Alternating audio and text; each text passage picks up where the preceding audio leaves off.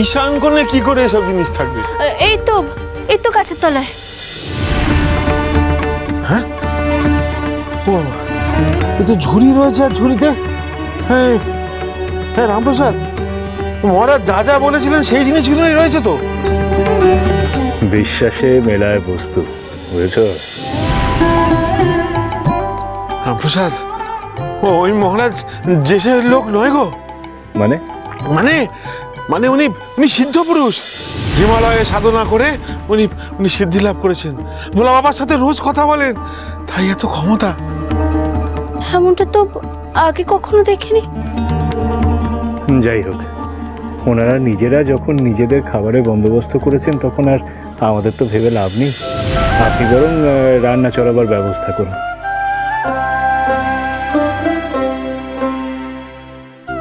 দেখি দেখি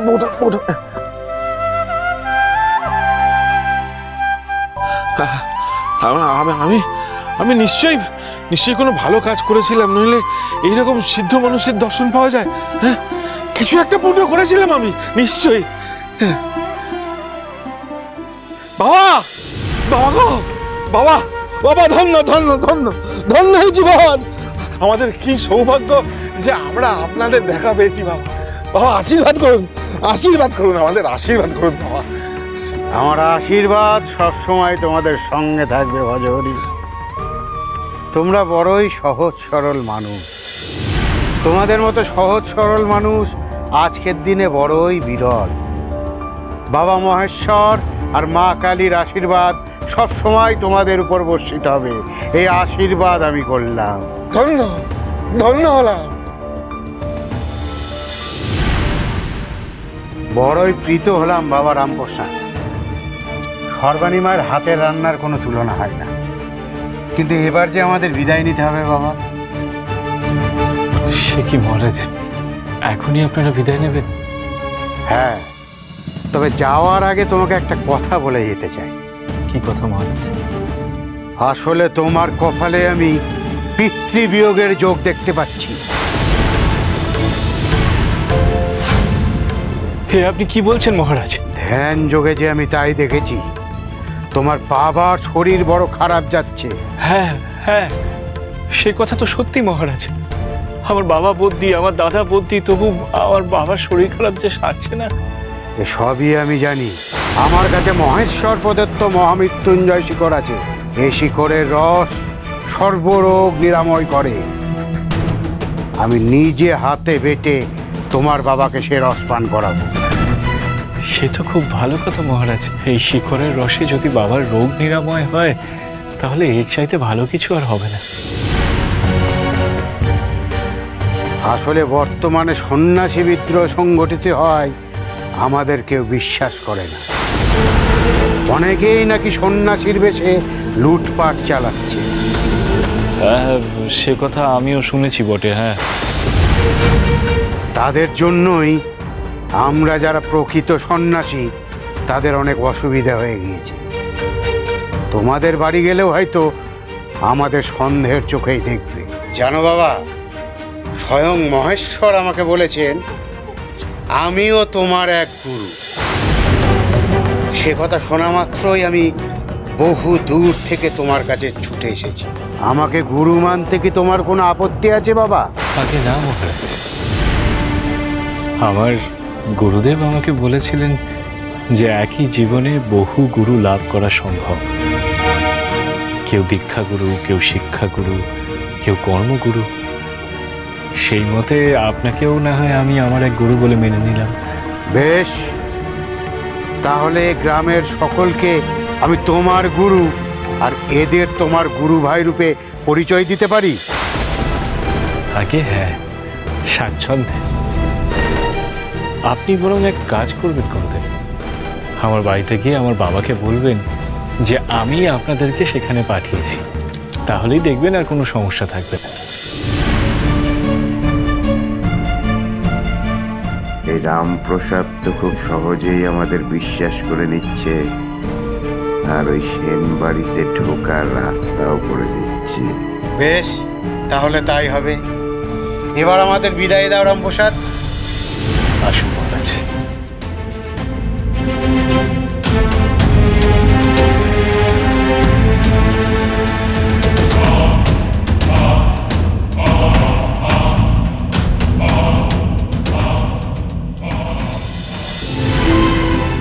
এমনও দুর্লভ শিকড় আছে যা সর্বরোগ নিরাময় করতে পারে? এমন সন্ন্যাসী আগে কখনো দেখিনি। ইহ জগতে এমন অনেক কিছু আছে যা আমাদের অজানা সর্বাণী। জানার কি আর কোনো শেষ আছে? যাই, আমি একটু মায়ের কাছে বসি। বাহ, মারে জয় মা, জয় মা। বাবার মৃত্যু চোখ যেন খণ্ডানো সম্ভব হয় গো মা। আমি চেয়েও ও বাড়িতে বাবার কাছে যেতে পারছি না, কিন্তু তুমি সবটা দেখে রেখো গো মা। গুরুদেবের ওষুধ যেন কাজ করে গো মা। এই তুই ঠিক দেখেছিস তো? হ্যাঁ গো, আমি ঠিকই বলছি। হ্যাঁ, 5 জন সন্ন্যাসী হ্যাঁ। উমার হট্টে ঘুরে ঘুরে বেড়াচ্ছিল সকাল থেকে। বাড়ি বাড়ি গিয়ে সেবা নেওয়ার চেষ্টা করছিল। দয়ারাম কাকার বাড়িতেও গিয়েছিল। এই এদেরকে কিন্তু হাতে নাতে ধরতে হবে, বুঝলি? হাতে নাতে ধরতে। ওই তো এদিকে আসছে। এই যে দাঁড়ান। আপনারা কারা? আপনারা কোথায় যাচ্ছেন? কি পরিচয় আপনাদের? এমন প্রশ্ন করছেন কেন? সন্ন্যাসীদের সাথে কিভাবে ব্যবহার করতে হয় জানেন না? কে সন্ন্যাসী আর কে যে ডাকাত সব কেমন গুলিয়ে যাচ্ছে। যাই হোক, যেটা জিজ্ঞাসা করলাম সেটার উত্তর দিন।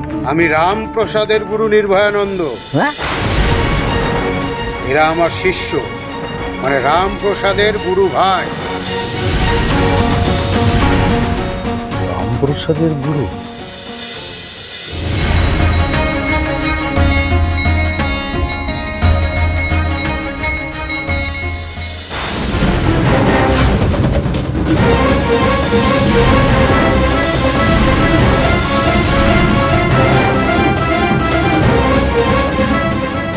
আমি কি দেখলাম মা? তুমি আমাকে কি দেখালে গো মা? কালো ছায়ায় ঢেকে যাচ্ছে আমাদের বাড়ি। তবে কি আমাদের পরিবারে কোনো বিপদ আসতে চলেছে মা? তুমি আমাকে কিসের ইঙ্গিত দিলে গো মা? বলে দাও মা, বলে দাও মা, আমাকে বলে দাও যে কিসের ইঙ্গিত তুমি দিলে মা। রক্ষা করো মা, রক্ষা করো মা, আমার পরিবারকে তুমি রক্ষা করো গো।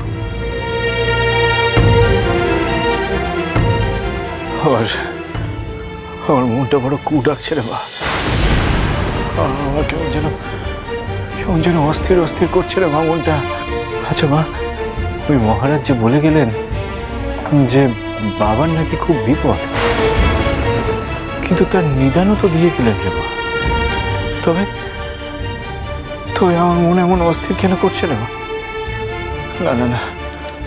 না, আমার এখানে থাকলে চলবে না। আমাকে বাড়ি যেতে হবে রে মা। আমাকে গিয়ে দেখতে হবে যে সবাই ঠিকঠাক আছে কিনা। আরে আমি আসি রে মা।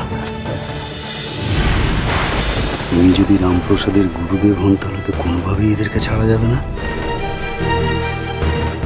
বহুবার রামপ্রসাদকে ফাঁদে ফেলার চেষ্টা করেছি, কিন্তু বারংবার সে ফাঁদ কেটে বেরিয়ে গেছে।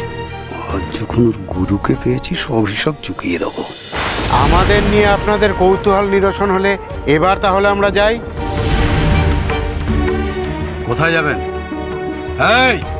এই সব কটাকে বাদ, সব কটাকে বাদ। আরে কি করছেন কি? কি করছো? সন্ন্যাসীর সাথে এই আচরণ মহাপাতকী হবে তোমরা। মহাপাতকী হবে? এই বাদ, সবাইকে বাদ। কি না? আরে রামপ্রসাদের গুরুদেব বলার পরেও আমাদের সাথে কি আচরণ? এটা কি হচ্ছে কি? কি করছো তোমরা? হ্যাঁ, দেখো বাবা, এরা আমাদের বেঁধে রাখতে চাইছে। শিষ্যর বাড়িতে এসে এই আচরণ আমি ভাবতে পারিনি। শ্রীমন্ত গোসাই, ইনি আমার গুরুদেব এবং ওনারা আমার গুরু ভাই। সাবধানের কোনো মান নেই, আমরা কাউকে বিশ্বাস করি না। মানে এটা কোনো কথা হলো? হ্যাঁ, এই এনারা আর যে সমস্ত সন্ন্যাসীরা লুটতরাজ করছে তাদের মধ্যে কোনো পার্থক্য নেই। এই আপনি মানুষ চেনেন? কি বললে তুমি? দেখুন শ্রীমন্ত গোসাই, আপনার সাথে তর্ক করবার মতন মনের অবস্থা আমার এখন নেই। আমি শুধু এটুকু বলছি যে যে সমস্ত ভণ্ড সন্ন্যাসীরা লুটতরাজ করে চলেছে তাদের সাথে এনাদের কোনো রকম যোগ নেই, তাই এনাদেরকে ছেড়ে দিন। ঠিক আছে, তোমার কথা এদের ছেড়ে দিলাম, কিন্তু এরা যদি কোনো রকম বেচাল করে তার দায় কিন্তু তোমার ঘাড়ে পড়বে রামপ্রসাদ। তখন তোমাকে কিন্তু কেউ ছেড়ে কথা বলবে না, সাবধান করে দিলাম। এই চলো সবাই, চলো চলো চলো সবাই।